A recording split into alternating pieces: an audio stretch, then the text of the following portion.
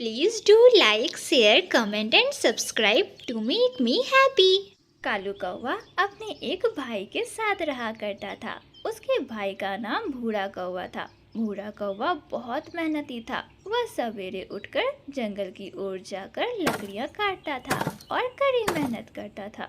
मगर गोरी कौवी को कालू कौवे के इस भाई से बड़ी जलन थी। वह उसे थोड़ा भी पसंद नहीं करती थी और वह नहीं चाहती थी कि कालू कौवा का वह भाई एक ही घर में एक ही छत के नीचे उनके साथ रहे। कालू जी, बहुत हो गया। अगर आज उस लंबी चोंच वाले कौवे को इस घर से बाहर नहीं निकाला ना, तो मैं आज के आज ही मायके चली जाऊंगी। गोरी वह कमाता है तभी हम लोग खा पाते हैं। उसी के पैसों से हमारा यह घर चलता है और अगर वह इस घर में रहता है तो तुम्हें उससे क्या दिक्कत हो रही है? मैंने बोल दिया ना, अगर तुमने आज उसे घर से बाहर नहीं निकाला तो मैं उसे धक्के मार मार कर घर से बाहर निकाल दूंगी। धीरे धीरे जंगल में शाम भी हो जाती है। कालू कौवा अपने घर के बाहर बैठ जाता है और अपने भाई का इंतजार करने लगता है। थोड़ी देर बाद जब उसका छोटा भाई घर पर आता है तो कालू कौवा उससे कहता है, देखो भूरे, मैं नहीं चाहता कि तुम्हारी भाभी तुम्हें धक्के मार मार कर इस घर से बाहर निकाले। इसलिए मैं तुमसे बात करने के लिए यहाँ घर के बाहर बैठा हुआ हूँ। मैं चाहता हूँ कि अब तुम इस घर में कभी ना आओ और कहीं और दूसरी जगह घर बनाकर रहो। मगर भाई मैं कहाँ जाऊँगा? मेरे पास कोई दूसरा घर नहीं है और माँ ने यह घर हम दोनों को रहने के लिए दिया था। हम दोनों को? अरे ये मेरा घर है। पिताजी ने मरने के समय मुझे यह घर लिख दिया था। कहो तो मैं कागजात दिखा सकता हूँ तुम्हें। कालू कौवे का भाई बहुत परेशान हो जाता है और दुखी मन से वहाँ से चला जाता है। कालू कौवा भी घर के अंदर जाकर गोरी कौवे को सारी बातें बताता है। कालू कौवे का वह छोटा भाई बहुत निराश था और वह एक पेड़ की डाल पर बैठकर पूरी रात गुजारता है।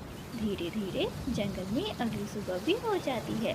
चिड़िया अपना भोजन ढूंढने के लिए घर से बाहर निकलती है कि तभी वह देखती है कि कालू कौवे का छोटा भाई एक पेड़ की डाल पर बैठा हुआ है। अरे तुम ऐसी बारिश में यहाँ क्या कर रहे हो? चिड़िया बहन, मुझे मेरे भाई और भाभी ने घर से बाहर निकाल दिया है। मेरा कोई घर नहीं है। अब मैं कहाँ जाऊँ? भूरे, तुम चिंता मत करो। तुम ना मेरे साथ मेरे घर में रह सकते हो। आओ चलो मेरे साथ मेरे घर पर चलो। और फिर चिड़िया भूरे कौवे को अपने साथ अपने घर पर ले जाती है। चिड़िया बहन, मैं आवारा नहीं हूँ। मैं मेहनत करता हूँ। मैं ना घर के कामों में आपकी मदद किया करूँगा। भूरे भैया, मैं भी आपका घर बनाने में आपकी मदद करूँगी। और फिर बारिश थम जाती है और भूरा कौवा अपने काम पर लग जाता है। भूरा कौवा कबूतर को लकड़ियाँ बेचकर उससे पैसे ले लेता है और खुशी खुशी वापस चिड़िया के पास चला जाता है।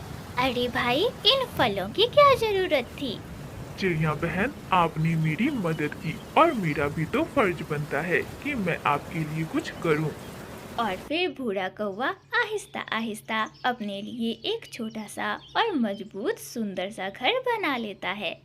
चिड़िया बहन, मेरा घर बनकर तैयार हो गया है। अब मैं अपने घर पर रहने जा रहा हूँ। तुम्हारा बहुत बहुत शुक्रिया जो मुसीबत के दिनों में तुमने मेरी मदद की। भूरे कौवे जो मेहनत करता है उसे हमेशा सफलता मिलती है। और फिर भूरा कौवा अपने घर चला जाता है और वह एक सुकून की नींद सोता है। कालू, अरे निकम्मे कालू, जल्दी उठो, जाओ कोई काम धंधा करो और पैसे कमा कर लाओ। कुछ दिनों बाद बारिशों का मौसम भी शुरू होने वाला है। अगर बारिशें शुरू हो गई तो फिर हम खाएंगे क्या? चलो चलो उठो। अरे अरे, तुम भी तो दिन भर घर में पड़ी पड़ी बैठी हुई मोटी होती जा रही हो। चलो जाओ, तुम काम करो जाकर। अरे मेरा भाई कमाता था और कितनी चैन से हम खाते थे। कितनी अच्छी जिंदगी चल रही थी। मगर तुमने उसे घर से बाहर निकाल दिया। अब जाओ, खुद मेहनत करो और कमा कर लाओ और मुझे चैन से सोने दो। कुछ दिनों बाद जंगल में बारिशों का मौसम शुरू हो जाता है। मगर गोरी कौवी और कालू कौवे के पास खाने के लिए तो एक दाना भी नहीं था। जब गोरी कौवी का पेट भूख से जलने लगता है तो वह घर से बाहर निकलती है। वह जंगल में दाना ढूंढने के लिए जाती है, मगर जंगल में तो हर जगह बस पानी और पानी ही था। अरे दाना तो कहीं दिखाई ही नहीं दे रहा, सब जगह सिर्फ पानी और पानी ही है। अरे वो पास में वह घर किसका है? चलो उस घर पर जाकर देखती हूँ, शायद कुछ खाने को मिल जाए। और फिर गोरी कौवी उस घर के दरवाजे पर दस्तक देती है। अंदर से तोता बाहर निकलता है। कौवे, क्या बात है? क्यों बारिश में आई हो यहाँ?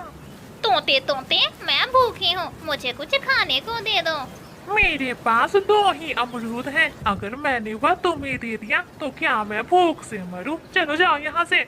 और फिर तोता गोरी कौवी के मुंह पर ही दरवाजा बंद कर देता है। गोरी कौवी जैसे ही पीछे मुड़ती है, वह देखती है कि उसका छोटा देवर, जिसे उसने भगा दिया था, बूढ़ा कौवा वहाँ खड़ा है। भाभी भाभी, चलिए आप मेरे साथ आइए, मेरे पास भोजन है। चलिए मैं आपको भोजन देता हूँ। गोरी कौवी बहुत शर्मिंदा थी, मगर पेट की भूख से मजबूर गोरी कौवी अपने देवर बूढ़े कौवे के साथ चली जाती है। देवर जी, ये घर किसका है? भाभी, ये मेरा घर है। आप ये भोजन लेकर अपने घर जाए और भैया को भी खिला दीजिएगा। जब तक बारिश नहीं थमती तब तक आप यहाँ आकर अपने लिए और भैया के लिए भोजन लेकर जा सकती हो। देवर जी चलो, आप ना मेरे साथ मेरे घर चलो। अब से आप ना भैया और भाभी के साथ ही रहोगे। नहीं नहीं भाभी, मैं नहीं जाऊंगा। आप अगर मुझे अपने घर से नहीं निकालती तो मैं कभी भी अपना खुद का घर नहीं बना पाता। मैं आपका धन्यवाद करता हूँ और मैं यहाँ पर बहुत खुश हूँ। और फिर गोरी कौवी बूढ़े कौवे से भोजन लेकर चली जाती है। गोरी कौवी अपने किए पर बहुत शर्मिंदा थी। जग्गू कौवा बहुत शरारती था। वह इतना शरारती था कि जंगल के हर एक पक्षी उससे परेशान थे। यही वजह थी कि जंगल का कोई भी नन्हा पक्षी उसके साथ खेलने नहीं चाहता था। मम्मा मम्मा, मैं तोते अंकल के बाग से आम खाने जा रहा हूँ। जग्गू बेटा, ध्यान से जाना। उस मोटी चोंच वाले तोते को पता चल गया है कि तुम बहुत शरारती हो। कहीं ऐसा ना हो कि तुम पकड़े जाओ। मम्मा, मैं आपका बेटा हूँ। अरे अगर पकड़ा गया तो कोई ना कोई जुगाड़ तो मैं लगा ही लूँगा। ऐसा कहते हुए जग्गू कौवा अपने घर से बाहर निकलता है। मम्मा मम्मा, मैं नदी से पानी पीने जाऊं? हाँ बेटा, जाकर पी आओ, मगर याद है ना मेरी बात, उस शरारती जग्गू कौवे से दूर ही रहना। ठीक है मम्मा, मैं नहीं जाऊंगा उस जग्गू के पास। और फिर कुक्कू अपने घर से बाहर निकलता है। वह नदी की ओर जा ही रहा था कि रास्ते में उसे जग्गू कौवा मिलता है। कुक्कू कुक्कू, कहाँ जा रहे हो? मैं नदी से पानी पीने जा रहा हूँ। मैं तो मीठे मीठे आम खाने जा रहा हूँ। तोते अंकल ने मुझे बुलाया है। अच्छा, तोते अंकल के बाग में आम पक गए हैं क्या? अरे कब का तोते अंकल के बाग में आम पक गए। तभी तो तोते अंकल ने मेरे घर पर आकर मेरी मम्मा से कहा कि जग्गू को मेरे बाग में भेज दे, आकर वह पके आम खा लेगा। कुक्कू, अगर तुम चाहो तो तुम मेरे साथ आ सकते हो। तोते अंकल ने मुझे कहा था कि मैं अपने दोस्तों को भी अपने साथ ला सकता हूँ और मीठे मीठे आम उन्हें खिला सकता हूँ। बेचारा कुक्कू जग्गू कौवे की बातों में आ जाता है और आम खाने की लालच में वह उसके साथ तोते अंकल के बगीचे में आम खाने चला जाता है। तोता किसी काम से बाहर गया हुआ था और जग्गू कौवा और कुक्कू दोनों ही एक आम के पेड़ पर बैठकर मीठे मीठे रसीले आम खाने लग जाते हैं। जग्गू जग्गू, ये आम तो बहुत स्वादिष्ट हैं। कुक्कू यार, हम दोनों ना यहाँ रोज आकर आम खाया करेंगे। कुक्कू, तुम ना इस बाग को अपना ही बाग समझो। वे दोनों उस पेड़ पर बैठे हुए थे कि पीछे से तोता भी वहाँ आ जाता है। भागना ना, अगर भागी तो पीछे से मैं पत्थर मार दूंगा। अंकल, ये कुक्कू है ना, यही मुझे लाया था अपने साथ में। मैं तो पानी पीने जा रहा था नदी किनारे, मगर रास्ते में ये मिल गया और इसने मुझसे कहा कि चलो तोता अंकल के बगीचे से आम खाते हैं। जग्गू कौवे की ये बात सुनकर कुक्कू हैरान हो जाता है। नहीं नहीं तोते अंकल, मुझे जग्गू लेकर आया है। मैं तो तुम दोनों को ही सजा दूंगा चोरी करने की। जग्गू तो बहुत तेज था। शरारती जग्गू कौवा पलक झपकते ही वहाँ से भाग जाता है और फंस जाता है चिड़िया का बेटा कुक्कू। कुक्कू तो डर से वहाँ बैठा रोने लगता है। अंकल अंकल अंकल, मैं सच कह रहा हूँ, ये जग्गू मुझे यहाँ लेकर आया था। मैं बुलाता हूँ तुम्हारी माँ को और उसे बताता हूँ ये सब। और फिर तोता कुक्कू को एक आम की पेड़ से बांध देता है और एक बुलबुल को आवाज लगाता है। बुलबुल बुलबुल, जाओ इस चिड़िया के बच्चे की माँ को बता दो कि मैंने इसके बच्चे को चोरी करते हुए पकड़ा है। चिड़िया के बच्चे, तुम्हारी माँ तो बहुत अच्छी है, मगर तुम ये चोरी कब से करने लगे? मगर कुक्कू के पास कोई जवाब ना था। बुलबुल चिड़िया के पास जाती है। ये कुक्कू अभी तक नहीं आया, अब तक तो उसे नदी से घर वापस आ जाना था। रुको, मैं अभी नदी के पास जाकर देखती हूँ। और फिर चिड़िया अपने घर से निकलती है कि तभी रास्ते में उसे बुलबुल मिल जाती है। चिड़िया चिड़िया जल्दी जाओ, तुम्हारा बेटा तोते की बाग से आम चुराता हुआ पकड़ा गया है। जाओ जाओ जल्दी जाओ। नहीं नहीं, ऐसा नहीं हो सकता, मेरा बेटा चोर नहीं है, वह चोरी नहीं कर सकता। तो तुम खुद ही जाकर देख लो ना, देखो कैसे तोते ने उसे बांध कर रखा हुआ है। चिड़िया जल्दी जल्दी तोते की बाग की तरफ उड़ती है। जग्गू बेटा, अब चाहे जो हो जाए, तुम ना मानना कि तुम उस कुक्कू को अपने साथ लेकर उस बाग में गए थे। मम्मा, मैं तो भाग आया हूँ, मगर तोते ने कुक्कू को पकड़कर रस्सियों से बांध कर रखा है। चिड़िया भी जल्दी से उड़ती हुई तोते की बाग में पहुँच जाती है। देख लो चिड़िया, देख लो अपने बेटे की यह करतूत।